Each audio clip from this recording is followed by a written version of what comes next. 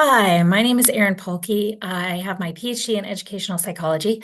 I'm an associate professor of psychology at Whitman College, and I have two adolescents of my own as a parent. And today I'd like to present a short snippet of what I think could be an engaging talk for Humanities Washington surrounding adolescent development and ways to support adolescents.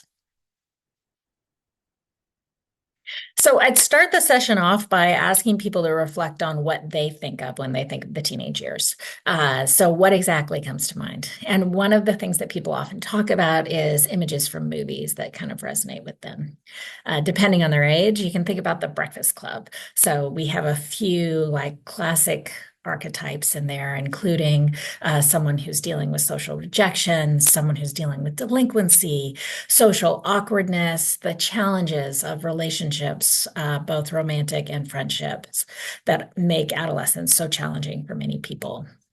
As you're thinking about issues related to peers, you can think about like Mean Girls and the bullying and peer relationship issues that are raised in that people particularly often associate with girls.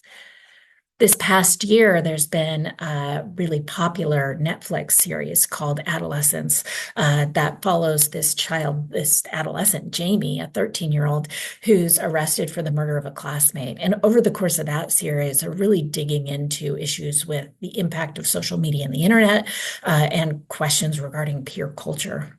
And in the end, when people think about their own experiences with adolescence, at either their own development or children in their lives, or issues in the culture, there's often this sense that, boy, adolescence is just a really, really hard time.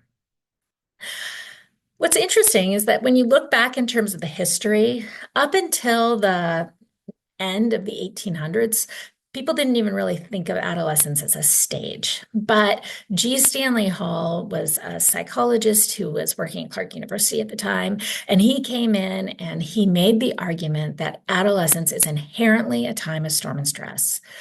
So back in 1882, when he's writing, he says that this crisis of adolescence is characterized by a lack of emotional steadiness, violent impulses, unreasonable conduct, a lack of enthusiasm and sympathy.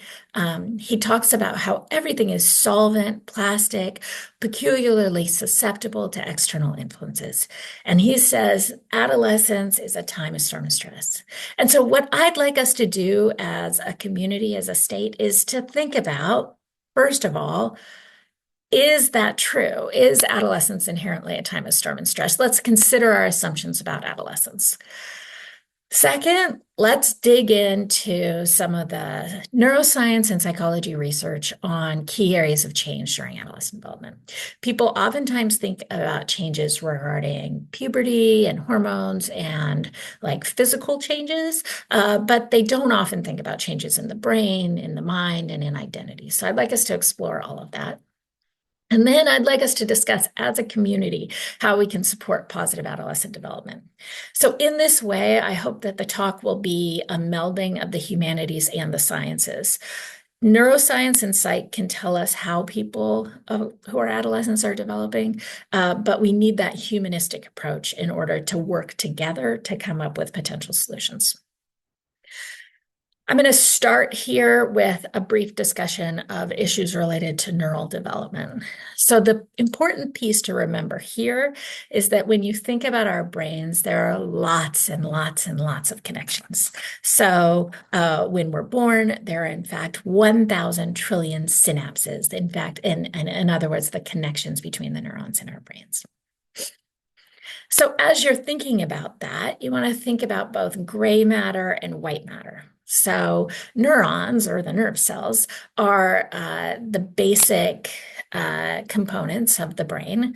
And here you can see the parts that are blue are what's referred to as the gray matter, and the clear piece is the white matter, the myelin sheath.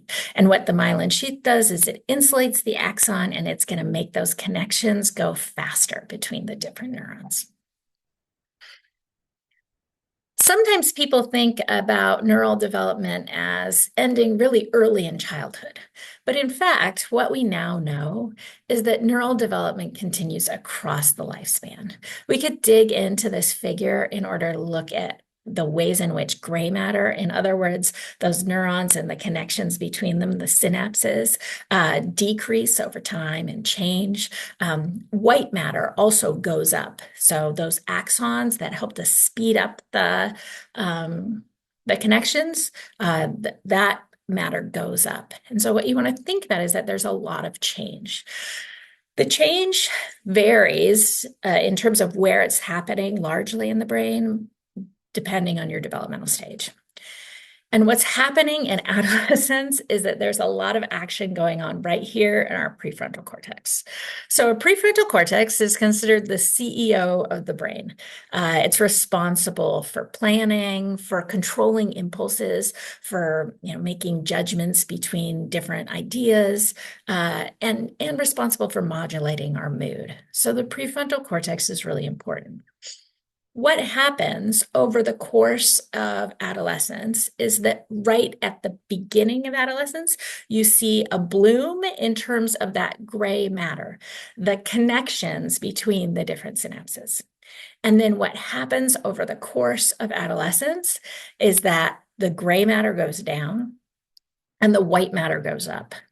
So the gray matter, those connections between neurons, some of those are being pruned away. Here's a graph or a figure of what that can look like. So you see that there are a lot more connections at the beginning of puberty than you see in late adolescence. So how does that happen? It happens through what's referred to as synaptic pruning. So anyone who's a gardener can think about like, well, why would I prune one thing or another? You can also often think about like a path through a grassy field between two buildings. You can see it on college campuses sometimes. People find the most efficient way, and that's the path that gets worn in. So what happens over the course of adolescence is that connections that are used are strengthened, and that white matter, that myelin sheath that helps to speed up the connections, that builds up, and the connections that aren't used are pruned away. So what does this all mean? Well, first of all, it means that you should know about adolescents is that their processing speeds can be impacted. So if you wonder, like, why does my adolescent have a harder time, making plans and figuring out like how to balance out competing judgments than I do as an adult? Well, part of it has to do with that prefrontal cortex development that's happening. The other important thing to remember is that experiences impact what gets pruned and what gets strengthened away. So we know from neuroscience research that, for example, people who play musical instruments regularly and spend a lot of time on that throughout their childhood and adolescence have different looking prefrontal cortexes than those of us who don't. So that question of like, how are adolescents spending their time, and are they likely to impact our brains in ways that we want them to? Now, prefrontal cortex is only one part of the story of what's going on in adolescent brains. The other piece that you want to think about is the limbic region. So this all ties in with what's referred to as a neurobiological model, and I have it here for you. And so you can see that during adolescence, I talked to you about how that prefrontal region is in the process of developing, and that's fine. They're gonna eventually get there. The challenge with adolescence as a developmental period is that those limbic regions up here are developing at a faster pace. And you can see here in the hashtagged area that that's where the risk comes in. So what should you know about the limbic system? Well, the limbic system, when it's in charge, we tend to be more emotional, more responsive to stress, and more likely to engage in reward-seeking and sensation-seeking behaviors. This ties in with regard to neurotransmitters, dopamine and serotonin that many people have talked and heard about and thought about before. So what's happening then is when that limbic system is in effect able to beat out the prefrontal region, we're going to have a little bit of a risk period there. So in terms of how people have studied this in the past. In a classic study by Gardner and Steinberg, they brought adolescents, young adults, and adults into the lab, and they had them play a game of chicken. So they played across multiple trials. So in this game, you have to decide when to stop your car. So when the yellow light comes on, do you keep driving and work to earn more points, or do you stop? Um, so you earn more points if you can go further, but you also risk crashing your car if the wall comes up. Here's the results. So over here on the y-axis, you can see that if you're higher up, you're more likely to keep pushing it and to get more points, but to also crash your car. And folks down here who are down here on the bottom, they get fewer points, but they stay alive. And so what you can see is that age is negatively related to risk taking. In other words, adolescents take more risks than adults do. This is consistent with a lot of the other research and experiences that we have in our lives. The thing I didn't tell you about at the beginning is that there are actually two conditions in this study. So some of these individuals came in and played the game by themselves. Other individuals, they had someone who was an age mate. In other words, if I'm an adolescent, another adolescent will come and just sit next to me while I'm playing the game. So adolescents sat next to adolescents, young adults sat next to young adults, and adults sat next to adults. And here's what happens. In the blue, you see the results for people who are with that group, and people with the red, those are people who are working on their own. And so what you can see is that among these adolescents, the ones who are really taking those risks are the ones with the peers next to them. And this is entirely consistent with the idea that desire to like get the reward-seeking behavior is particularly amplified when you don't have time to sit back and think, and when those peers are present. And so this is where that neurobiological model of risk comes in, and that question of like, what situations are we putting adolescents in? So at this point, I would stop and I would tell folks, here's generally some things that you should know about neural development and adolescent development. So development continues, particularly in that prefrontal cortex, and you can think about that as being the CEO of the brain. And experiences are going to influence what connections get pruned away and which ones are strengthened. The limbic system is relatively more developed than the prefrontal cortex at this time, and it appears to be related to youth being more emotional, more responsive to stress, and more likely to engage in risk-taking behavior. And importantly, because of these factors, risky behaviors are more likely to occur among peers than alone.